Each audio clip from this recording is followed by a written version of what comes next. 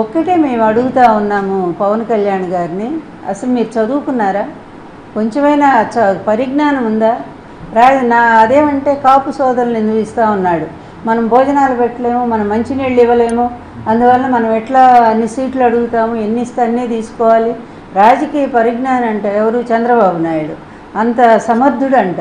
అంత సమర్థుడైతే ఎందుకు ఓడిపోయాడు? మరీ 23 సీట్లతో ఎంత ఘోరంగా ఓడిపోయాడు. 60 కేసులు ఈరోజు చుట్టుముట్టు ఉన్నాయి. ఈ 75 ఏళ్ల ముసలాడికి ఈరోజు ఎన్ని భయంకరమైన కేసులు, ఎంత అవినీతి పడు, ప్రపంచమంతా అవినీతి చక్రవర్తి అని చెప్తా ఉన్నారు కదా. నీకు మాత్రం పక్కన ఉండేటువంటి అతను అవినీతి కనపడలేదా? నువ్వు తిట్టావు కదా ఒకరోజు. నువ్వు 2019లోనే ఎప్పుడో కాదు, 2014 ముందు ఎప్పుడో మరి భయంకరంగా చంద్రబాబు అవినీతి అది ఇది అంటూ భయంకరంగా తిట్టావు కదా. అట్లాగే నీ కుటుంబాన్ని, మీ తల్లిని విమర్శించింది కూడా చంద్రబాబు, తెలుగుదేశం వాళ్ళే అని చెప్పి నువ్వు అన్నావు కదా. మరి ఈరోజు అట్లాంటి చంద్రబాబు గొప్ప రాజనీతిజ్ఞుడైపోయాడా? ఆయన మాత్రం ఆలిపేరులో తప్పించుకున్నాడా? ఎంత దారుణంగా పవన్, ఎట్లా మారిపోయావు నువ్వు. మారిపోయి నీ బలహీనతల్ని కాపు సమాజం మీద రుద్దటం అనేది ఒక న్యాయంగా అనిపిస్తూ ఉందా నువ్వు? అదేమంటే బలం లేనప్పుడు ఎందుకని అంటావే? ఒక్కసారి సిగ్గు తెచ్చుకో. బలం లేకపోయినా 9 నెలల్లోనే ఎన్టీఆర్ గారు మరి పరిపాలనకు రాగలిగారు. 9 నెలల్లో పార్టీ పెట్టి ఎలక్షన్లో ఫేస్ చేసి ఆయన ప్రభుత్వానికి రాగలిగారు.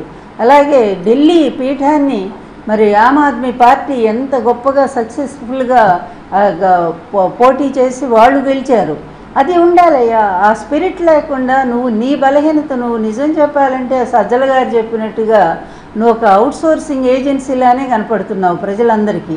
నీ లోపాన్ని, నీ బలహీనత నువ్వు ఎందుకు అతని చేతిలో చిక్కావో ఎవరికి అర్థం కావట్లా. డబ్బుకు అమ్ముడు పోయావో కాదో అది కూడా మాకు తెలియట్లేదు. కానీ సంథింగ్ నువ్వు మాత్రం ఏదో ఒక అతను నిన్ను బ్లాక్మెయిల్ చేస్తూ ఉన్నాడు. నీ బలహీనతను ఏదో తను పట్టుకున్నాడు. పట్టుకొని నిన్ను అట్లా చేతులు గుప్పెట్లో పెట్టుకొని ఈరోజు ఎలా ఆడిస్తాలా. లేకపోతే నీ జెండా కనిపిస్తేనేమో చంద్రబాబు నాయుడు తీసేయని అంటాడా? ఇప్పుడు నిజంగా సిగ్గున్నవాడు అయితే, పౌరుషం ఉంటే నిజంగా నీ జనసేన సైనికులంతా కూడా వాళ్ళు పోరాడుతున్నారు కదా, వాళ్ళకున్న పౌరుషం ఇది కూడా నీకు లేకపోతే ఎట్లాగా? జగన్ తన బాబాయిని మర్డర్ చేసిన ఆయన మద్దతుదారులు, ఆయనకు ఓట్లేసిన వాళ్ళు ఒక్క మాట అనరు, వెనకేసుకొస్తారు. హార్ట్ అటాక్ అని వెనకేసుకొస్తారు. ఓడిపోతున్నా కూడా గెలుస్తున్నామన్న ఒక నిలబడే సమూహం జగన్ పక్కన ఉన్నది. వేలాది కోట్లు, లక్షల కోట్ల ఆస్తులు ఉన్నా కానీ అక్రమంగా సంపాదించాడు అని అందరికీ తెలిసిన వెనకేసుకొచ్చే సమూహం వైఎస్ జగన్ సమూహం.